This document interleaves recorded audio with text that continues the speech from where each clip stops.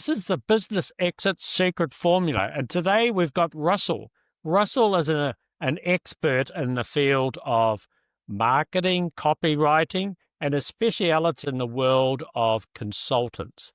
So we all know you need to niche into a certain spot. Over the years, he's obviously done a whole lot of different businesses. We'll get Russell to explain a little bit about how he started and how he landed up on this part of the journey. If you could just start from the beginning, like if it was 30 years ago, what did you do then and how did you lead your way up to what you do today? Yeah, absolutely. It's weird over the journey. I think we counted them last year as 276 different industries that we've worked in. But it started very much in the actual design space. I was my father wanted me to be an art restorator because I was good in art and design. That's where I went to TAFE and university. It was interesting that I got in probably from the graphic design into advertising side of things was my main entry into the marketing world. The business that I started working with was called Bull Graphics at the time, and we used to do a lot of pharmaceutical work. So in the 90s, we had all that pharmaceutical dollars, and we used to do a lot of brand marketing around them. Now, I stayed with that company for 9 years, and when we developed everything from websites to digital video work, and we were doing this for all these companies. Eventually, I went out on my own and started Crimson Fox, which was initially sort of a brand marketing agency that then became sort of a brand marketing consultancy. And it ran for 10 years and was running quite effectively as a service. We'd won a bunch of awards. We had a small, though, complex team. I think we had 12 people at the height of things. One of the realizations for me is that I probably was not the best manager. Obviously, I got better over time, but certainly at the start, I wasn't great. And the process for me was discovering that really the love that I had for business was actually from the design side, enabling me to see first aesthetically how to design work, but then how does that fit into a broader campaign? How does the campaign fit into a broader business purpose? How does that help to grow a business? And my sort of design understanding and passion grew like in width. By the time I'd been running my business for 10 years, I realized that I really loved the consulting side, and more than half the business, the turnover of the business was me in consulting, and the other was these other 11 people. So I realized that there was an imbalance there. And after a couple of years of really considering that, I had a colleague and I had a talk. He was able to actually take that part of the business. So I didn't technically sell the business. I sold the portfolio of the business, all the services side of the business. I held on to the consulting side. So that really started a whole nother journey into consulting, becoming a consultant for all sorts of businesses and almost a pseudo marketing director for many, which then led me to really not only understand the consulting world, but love it. And find that it's not this complex space that people make it out to be, where no one knows what a consultant does. They're there to enable the client to achieve the result at the end of the day. I started to share what I knew about my speciality, which was the business growth side of things. So especially through sales and marketing, I started to share that with other consultants, and then the consultants became my clients. So I became the consultant to consultants. So now I have a number of programs and services that I offer to consultants to help them grow their businesses. And that's everything from the Forge Business Program, which is really for those people who want to put their foot down and accelerate the growth. And then for those people that are looking for education or community or finding a different angle to look at their business through, the Consulting Guild is what I offer to those people. And from time to time, I do some one-on-one work. But it's a great business. I love it. It's very profitable. It's fun. I take Wednesdays off. I don't know why I decided Wednesdays. I think it was thumbing my nose at the business week. We work 4 days a week, and it's a bit of a joy. That's the main thing, isn't it? But when you talk about 276 Yeah. industries, it sometimes takes quite a few years to find where your particular passion and your heart goes, isn't it? It does. It does. And, uh, it's almost hard to like know what those 276 would be, but that's why we wrote them down. They're all on a web page somewhere. We wrote them all Okay. down. And, I find, in the old days, I would speak to people and go, oh, look, you don't have to niche. You don't have to do that. Just do what you're doing and the business will come. But the more and more I work, especially with consultants, almost every business, I say, like, if you can niche, if you can actually make the decision to niche, it is so much faster, so much more effective. And then it's so much easier for people to not only work with you because you're highly relevant, but then also to create a business that produces results consistently because you've got similar problems that you're solving. It's going to be a lot easier, isn't it? It's like the concept of having a gym, for example, and then you decide, well, next week I'm going to buy another one and then another one. Yep. So then I flog the best person from the first gym to go to the second, and they all run very badly, don't they? Because now you're really thin across the line. You're probably losing money. So you could virtually say that would be a good way of putting it together, is where you're working on the one and then just go deeper. If you want to, you could broaden a little bit, but if you go deep first, like a well. Yeah, I agree. Yeah, you definitely go deep because really the big thing for the entrepreneurial types is like, oh, I'd get bored. On one hand, you've got the people who are probably a little less entrepreneurial, and they say, well, there wouldn't be enough for me. There's a scarcity sort of mindset to it. But the reality is, even if you just want to deal with left-handed locksmiths, you're going to find thousands of them. And the other is that, I might get bored. So you're not, the thing that's going to ensure that you don't stay bored is humans. Humans, just by their very nature, are fantastic at providing new and wonderful problems to solve. And while you might have like 10 of the same businesses in the same industry, the directors of those businesses are completely different. So the way they handle problems, the strengths, the weaknesses, the way they operate are actually completely different. And while you can solve one problem the same way for many, it's how to engage them to take that advice, how to engage them to actually take steps that maybe they're not used to taking. Yeah, totally. I suppose, like in my industry, being in the background of construction and property, and that's what we specialize in. When you start stepping a little bit outside of that, which I've learned not to now, as I refer it on to someone else, it's a lot of hard work, isn't it? Well, if you know and you stick in your lane, you when you talk about the 4-day, you're not going to have a 4-day week, are you? Because a lot of that stuff is it's repetition to a certain degree, because you've worked the model, you repeat the model to the next, to the next, to the next. You might fine tune it, improve it a little bit, 1%ers or that type of situation. But at the end of the day, you're an expert. It's like if you go to a brain surgeon, you're not going to go to a doctor to have a brain operation. You want to go to the best, don't you? Yeah, absolutely. The problem I had when I was running my service business, when I was running that agency, was really the 276 different industries we were working with. So like every single time we did a new project, it was like trying to reinvent the wheel. You don't have as profitable a business. You're always trying to work things out for the first time. Yes, it's exciting, but like while it seems like it would be good to have an exciting business, it's far, puts far less money in your family's bank account. Oh, totally, absolutely. So on that, so talking about specializing in that realm of consultants, can you explain a little bit more how you take them on that journey? So, for example, say I'm an engineer. We can call that a consultant, right?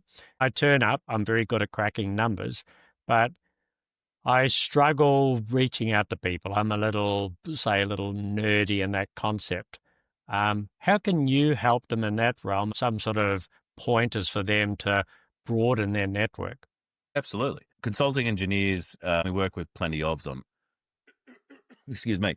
Very smart people, know their stuff. And the opportunity for them is to become more relatable in their communication.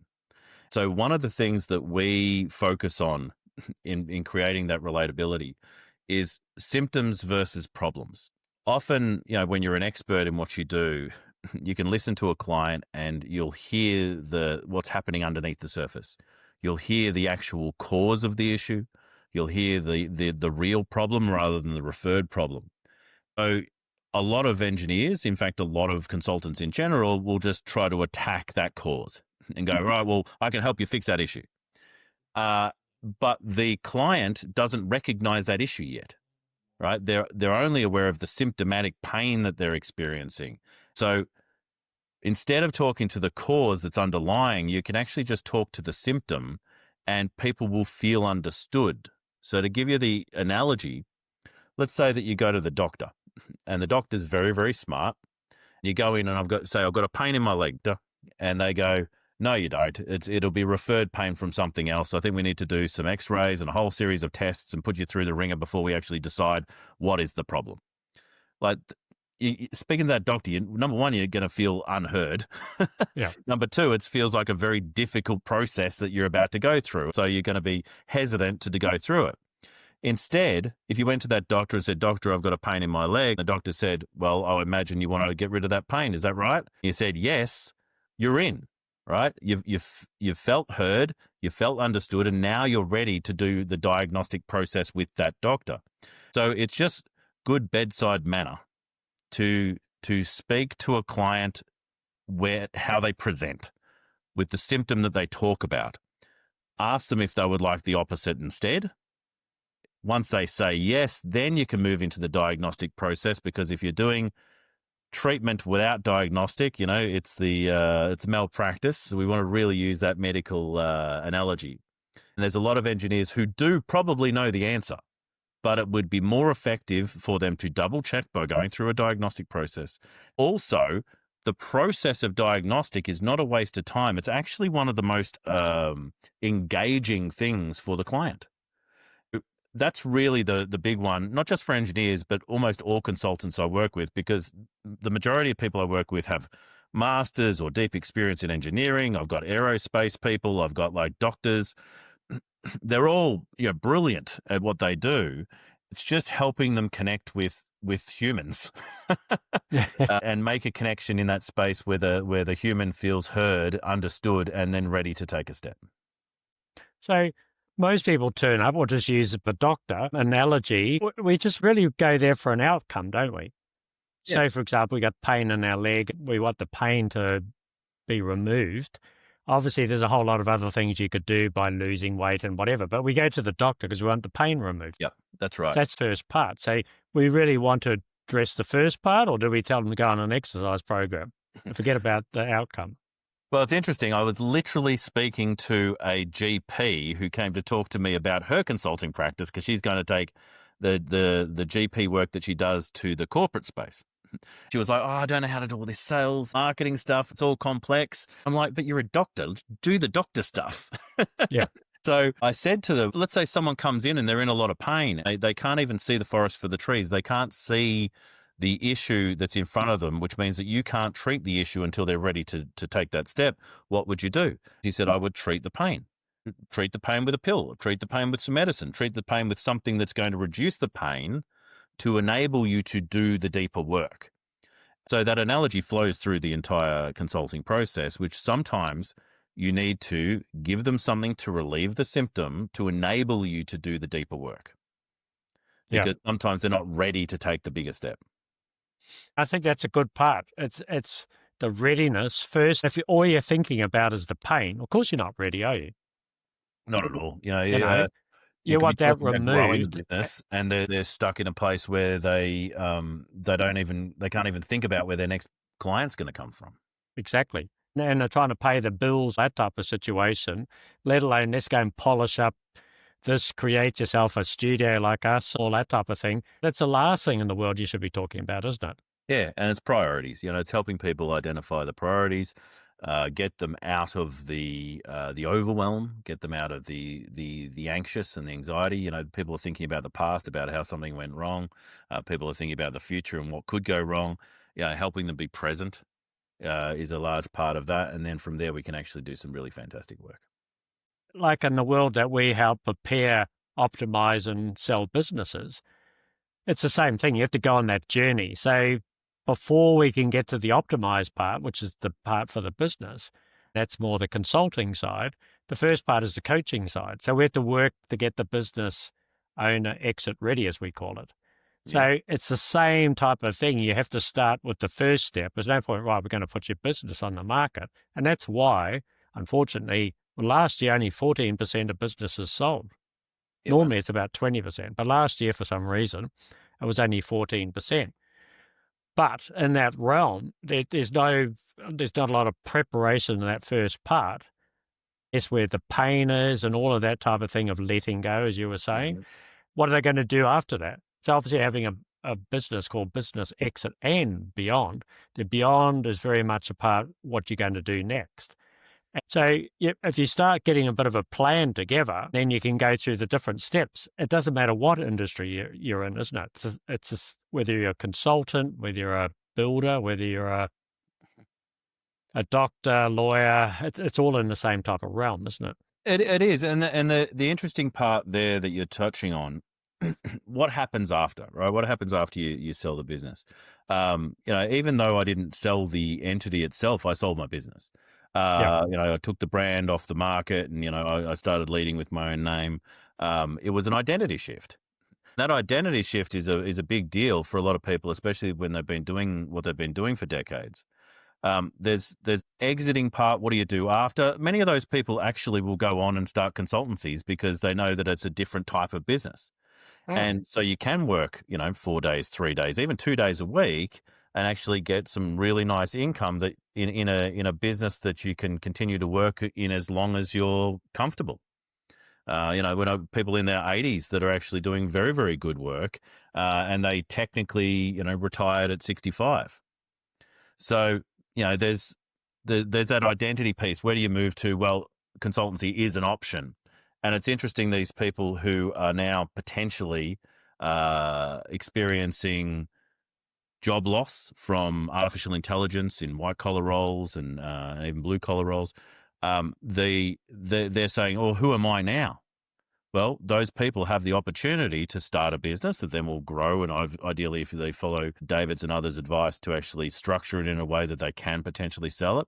Or those people might want to, because they're experts, you know, move into a consulting space. But there is an identity shift in that. So when I'm helping people start that consultancy, it's about helping them get some confidence around that new identity so that they don't feel at a loss for who they once were. Oh, totally. And the interesting part is that all of those skills, all of that knowledge, all of that wisdom gained over all of that time, it doesn't matter whether you've never worked in business. You've got all of that stuff, haven't you? Yeah. So if they come to you and you can start, we'll just say a business on the side. We'll just call it a business on the side Sure. that you do 2 or 3 days a week, right? Mm. That, you know, you must have, like you say, you've got people, part of your groups that doing that. Now, can you, without names, but a scenario where someone's actually done that, where they've come to you and said, I've never done a business ever in my life, Yeah. but I love doing this type of thing. Or can you just, like, for our audience, the steps, because there's a lot of people that are listening out there that are thinking, what am I going to do? It's next fine for you guys because you've pivoted to, you've done doing different things. We have to go through that journey of identity shift as well. Yeah. So can you just take that on a little bit of a journey? Like I said, don't name names, but No, that's how great. someone goes through that process. Yeah, so we've got there's so many different backgrounds in the work that we do. Like there's a person that we're working with at the moment. They are in there's a couple in construction actually. So construction, they build ranges, right? They've got quite a successful business, and it's now under management. So they're like, well, what do I do? They came across me because there was that sort of, you know, do I sell? You know, how's it going? You know, maybe I should introduce you to them. But they were like they were interested in what does consulting look like for me. And they had a defense background, which I always love because they'll do the things that they need to do. And I just gave them some very simple steps about how they can build some retainers for people that are in a similar sector to where they're already playing. This person in particular closed 9 retainers in the first 6 months that we were working together and put an extra $350,000 on top of their business just from a few conversations. Wow. That's on top of their other business. So their other business, they're still managing it, but it's got a general manager in there. They're able to add this on top. So imagine that you sold your business. You're looking at what's another opportunity for you. Well, there's a solo opportunity of $350,000 without even like breaking a sweat. He made a few phone calls, had a few appointments, and then is helping people with their strategy. That's one of them. Another person, actually, without naming names, runs a $200 million construction company, and it now is got the board of directors looking after it, and now he's like, well, what's next for me? So yeah, we have that conversation, and we're looking at, well, there are probably 3 or 4 different avenues, but they all have some form of mentoring, advice, or consulting in the core of the delivery. And so again, we're helping people become a consultant because a lot of people think they know what a consultant is, but really the word itself comes from consulere, which is to give counsel. Right, we're giving counsel to people. And then we've got others that are from medical professionals. The infection control. Someone's been working in infection control, but now they actually just want to do the strategic side of helping long-term care facilities get their infection control systems up to scratch. So they come in and they do that consulting. Incredible businesses doing very, very well. And so there are 2 different types. There tends to be a generalist consultant or a generalist business that comes in and can help a range of different people based off their skills. They take the problem in front of them and they help people deal with it. They tend to work on strategy or facilitating something for someone. And then you have specialist consultants who come in and they're quite clear about how to get the result, but what they've got to identify is where is the client currently and what is the gap between that and the outcome. So they both work. They both work really well. I had a conversation on one of my podcasts with Alan Weiss about whether you should go generalist or specialist. He reckons generalist, but what he means by that is become the facilitator, become the person who can actually help someone through a process. But you can all do that. Everyone can do, no matter what industry you're from. So some of these people would say, why didn't I do this years ago? Have you had some of those comments? Yeah. One in particular, just like, I can't believe this. Like, how long has this been going on, sort of thing? There was another one who we helped get, I think he got 5 retainers in the first 8 weeks. And then he was like, I'm good. I'm done. Like, I'm full. Like, I'll just keep going. I'll come back to you later. We've got a person in the financial advice space who kept being told that he couldn't charge for advice. And then, the Royal Commission comes along and then he reaches out and now he knows how to charge for advice and his clients are very happy with it. So the skills are, they have many different places that they can play. But I like that where you say, what does consulting look like, where most of the market doesn't even know that word, do they? No. Coming from a building background, I understand what a consultant is because we deal with architects and engineers and all that type of stuff. So they've always been classified as that. But like you say, you could say your doctor's a consultant too, isn't it? Yeah, well, you've got a consulting physician, you've got a medical consultant, you've got consultants, you've got there are even real estate consultants. There are certainly recruitment consultants. You'll find consultants even in design. So they are absolutely everywhere. It's just more a case of the process. What is consulting?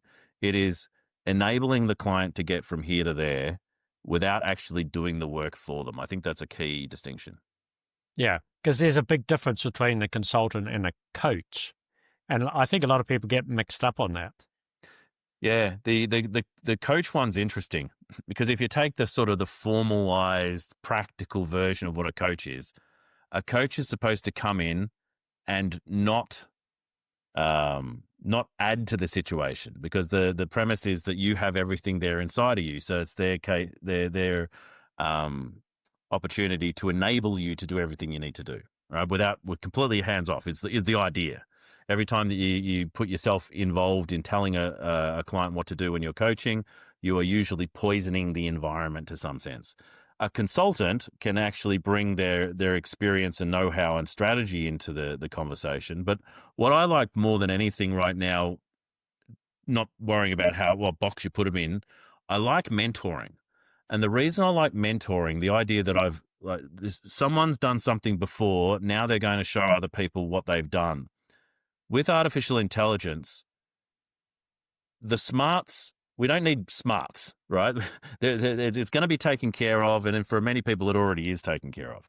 What we need is someone to show a path for a client, and someone who has walked that path before gives them the confidence to actually take the step. So mentorship, I think, as part of consulting is probably the focus for most of the work that I do and what I'm recommending to my clients. Well, it goes back to the old analogies of the craftsman who mentored his apprentice. That's right. For years and years and years. He then put that apprentice in to become a tradesman. He mentored the next one. Yeah. That's where it goes back for thousands of years. Or where you've got from one generation to the next, where the father starts to mentor, like in the Jewish community, would mentor the sons, taking it, was it 13 or something like that? Yeah. Then they would prepare them into the world of business and things like that. And the grandfather would take them on the next step and as they would work their way through, wasn't it? Well, absolutely. And believe it or not, I'm a blacksmith. So blacksmithing is what I do outside of business. And Okay. so as part of that, there is definitely apprenticeships. There is still basically a bunch of old guys. Women are involved as well, but it's basically a bunch of old guys just grumpily telling you what you did wrong. The general process is a good one, but most people these days, I find that they don't have the patience, and it's quite interesting to see this sort of renaissance of people who are realizing that there are end goals in business, right? Like selling your business, like exiting, but there's also it's the journey itself and becoming better, enjoying the work that you're doing. A large part of, what I do as a blacksmith is people ask me what I make, and I say mistakes. Well, but I enjoy making them. I enjoy the process, and that's very much the process of business as well. And so I probably would, unless those people, once they exit, are so ready to retire, there's absolutely no reason they can't start another business. Oh, totally. And were we ever designed to retire? Because statistically, that small percentage of businesses that sell, out of that, it's somewhere between 70 to 75%. It's an American stat that actually basically regret they actually sold their business 12 months later. It's not so much from the money. A lot of the times is that their whole community was the people that worked for them. Yeah. They were the mentors for their 2IC, and there's a whole lot of other different roles that they have. And they just turned up at home. A lot of them are become a little bit lost. Isn't it? That's very much part of it. And so my mother worked in aged care for a lot of her working life. She was an A&E nurse originally, and then once we were born, she moved into the aged care space. She would tell me how these people would retire, and 5 years later they would be in the nursing home. It's because they didn't have that extra thing. So, one of the things I would suggest to your audience, for the people who are actually getting exit ready, is that if they don't have a hobby, all right, start to explore. If they don't have an identity outside of work, what could it be? If they haven't taken the time to actually look at who they are without the business, it's a really evolving and growing process that I think is beneficial no matter who you are. So that's some of the work that I would certainly recommend. So if you look at those stats, so she's like the ambulance at the end of the cliff type situation, 5 years. So if you've got the regret after one, then 4 years later, here you are on average, you're saying that here they are in a nursing home, isn't it? Yeah, well, the interesting thing. So, I said about working 4 days a week and taking that Wednesday off. Um, Part of the reason I did it was an experiment to prove that I could, and absolutely I could without any issue to the bottom line. Now I have this day where I have to spend it in some way that really, because I've picked Wednesday. Actually, it wouldn't matter what day I picked, but everyone else is working, right? Yeah. So it can get a bit lonely. I think that the realization for me is that what it gives me is the opportunity to find something else to contribute to. Maybe connection is a large part of what drives me, but that's where I'm starting to look at other things, like whether they be support groups for other community people or to help with giving back to other initiatives. I think that is an opportunity as much as anything else to have the flexible time, not so that you just have free time because the novelty wears off pretty quick. It's so that you can actually select where you put your energy. Well, as they say, once you've lost your purpose and ultimately your mission, you go down on the same realm, isn't it? So it's even like us. We've been going to salsa classes recently, totally outside the box. Yeah. But it's really fun. Like your feet all over the joint. Only tip on that is don't look at your feet. But outside of that, it's something that's quite different, right? We actually take Mondays off. And so last Monday we went up, we have to get out of the house because our office is in the house. So we went up to O'Reilly's in Brisbane, just above the Gold Coast, basically. Here we are trekking all the way through there. So you sort of get away, do something, and we do our walks anyway, which is preparing for the bigger walks. But you're doing something different all the time, isn't it? Yeah. Yeah. And, but for me, and I think it is, well, it's for me and people like me. I am starting to look for things to contribute to. I think that even if for some reason I decide to sell this business because for monetary reasons or whatever it might be, I would have something that I was committed to. That's one of the reasons I've been president of this association and that association and Yeah. all these different extracurricular things off the side. A lot of people don't get it, but I think business owners do. Oh, I think so, absolutely. But that's part of obviously what we're doing, or like all of us are doing, is taking people, when we go back to the journey that you were talking about, this is something that takes time. So even myself, I'm going to be 63 in a few weeks. The turning point was when I was actually 60, thinking I can still consult, I can still do things in the industry, get paid a lot of money. But it was like, but I want to do something more. When I looked at people around me that just stopped, like I had one guy that he was basically in that scenario. After 2 years, I bumped into him. He was struggling finding his car in the car park. This guy was as sharp as a tack in construction. He was building, multi-million dollars, and right to the nail, and he just lost it. He had a Harley in the garage. He had this nice sports car. He didn't taken them out. He's just driving his average car, and he said, "Oh, it's too hard. It's too hard." He said, "If I lost my car," I said, "How do you mean lose your car?" But see, this is what's happening, isn't it? Yeah, that's it. Yeah, a lot of my mentors that I've had over the years are still with us. I think a large part of that is because they remain active, even though they've sort of taken a backseat on the business side of things. They still go and present at things like Rotary and Probus, these other organisations. That it keeps them sharp because they kind of still need to have that edge to be at the front of the room. So there's lots of opportunity. Oh, totally. That's the thing about this podcast. Like I say, take those opportunities, as we've talked about. You can either do a general, you can be a specialist in the field of mentoring. Everyone's got it, haven't they? Oh, they have.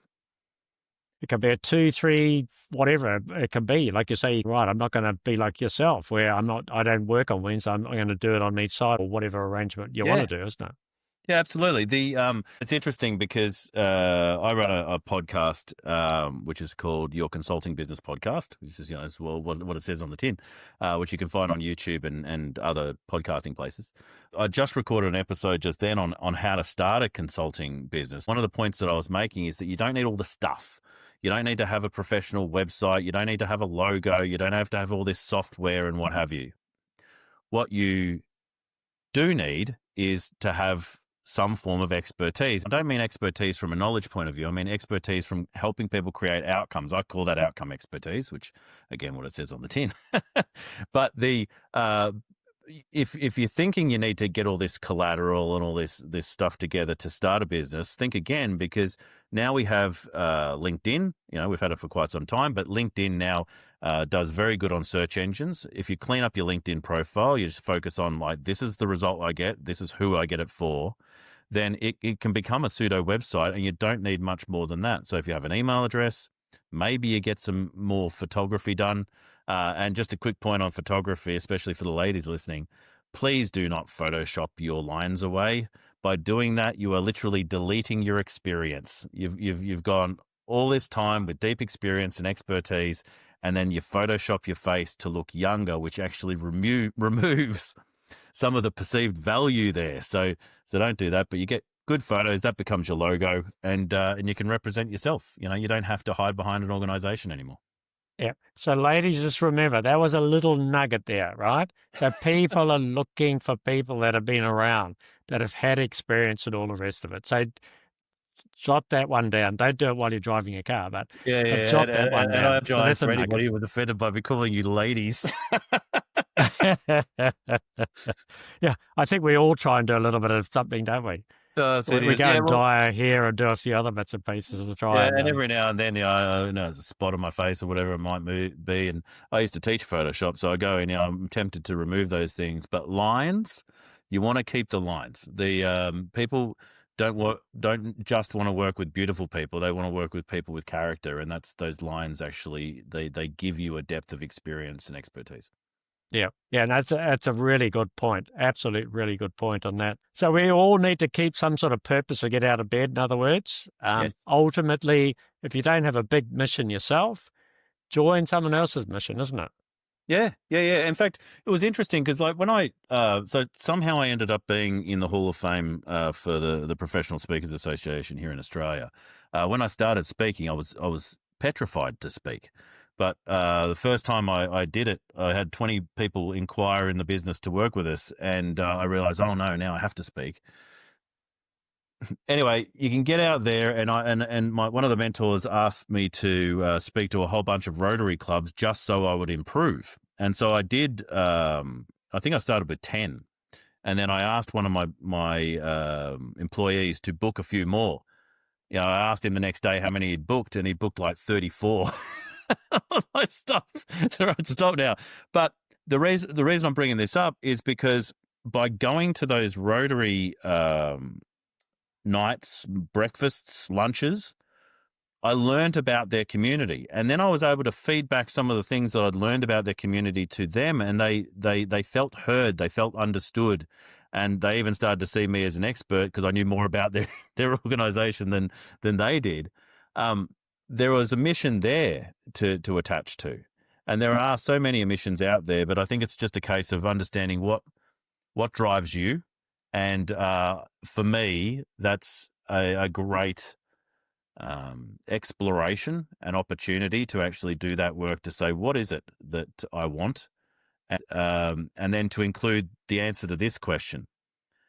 If I had everything that I wanted, what would I do with my time?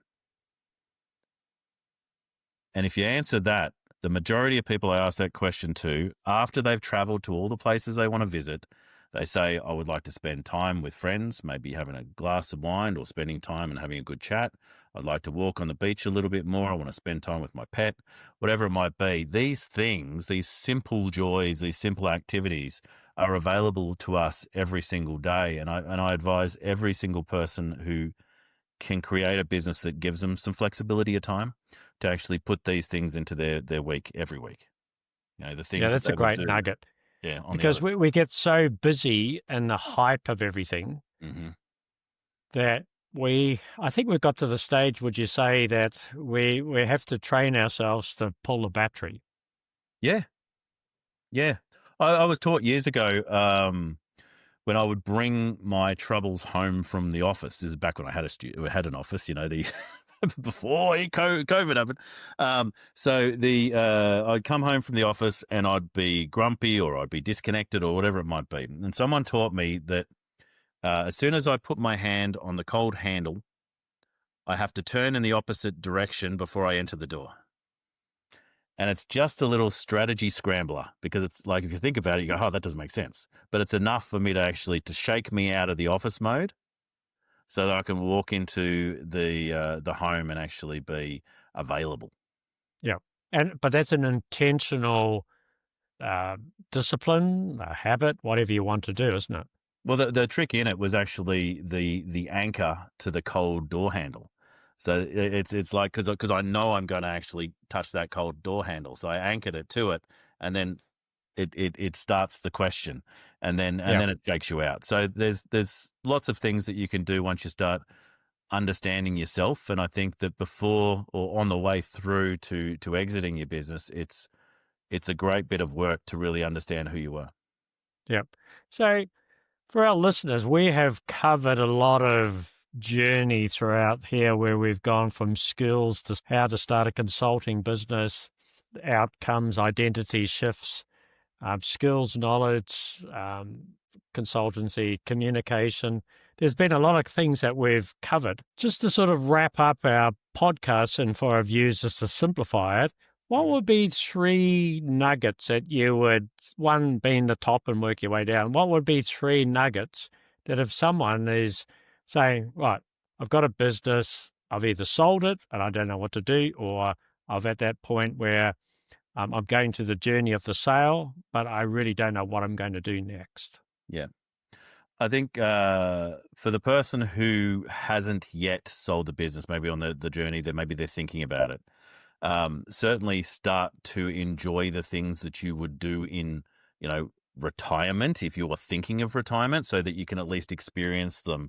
Probably get rid of the novelty of them so that you can actually go, is this actually what I want to do? Because you can leave business, think you're retiring, and then find the novelty wears off quite quickly. The other is to understand that you do have an identity that's attached to your business, and to understand when that's taken away, there'll be a time of loss, if not grief, and that there'll be a process to go through.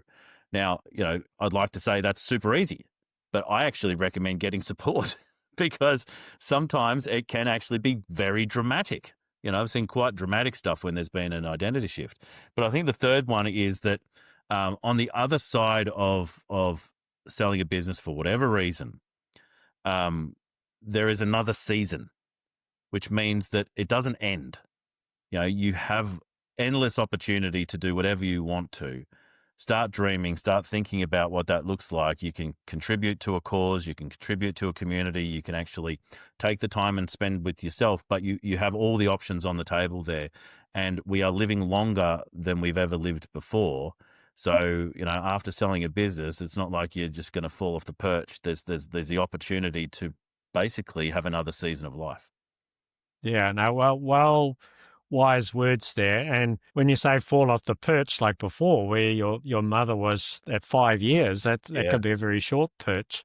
Not necessary to physically die, but mentally die in that process, isn't it? Yeah, absolutely. The if one of the the problems that people worry about these days is losing their mental faculties. It is the active brain that remains sharp. Obviously, there's new science and things coming up around that, but continuing to be part of things basically keeps you part of things. Well, in reality, whether it's your body, mind, either use it or lose it. Yeah. So thank you very much, Russell. What we'll do is Russell's, because I've got some little trinkets there in his podcast that can take you on that journey for how to start your consulting business. Maybe he's got a guide out there that we can actually put in the show notes as well, just as an introduction to what he does. Because like I say, we're actually part of his guild. It's very well worth being part of, I assure you. Don't do it by yourself. It's a lonely world in business. This is a time to join in with people that have been on the journey, but they've built a community. And communities are very important because you're going to be with like-minded people that may be a few steps ahead. Obviously, Russell's a few more, but at the end of the day, we're all just a few steps ahead that we can help you on that journey. So all of those parts will be put into the show notes. I think all of our listeners are listening to Business Exit. secret formula. And there's some real nuggets in that one. We really appreciate that. Thanks for having me, David.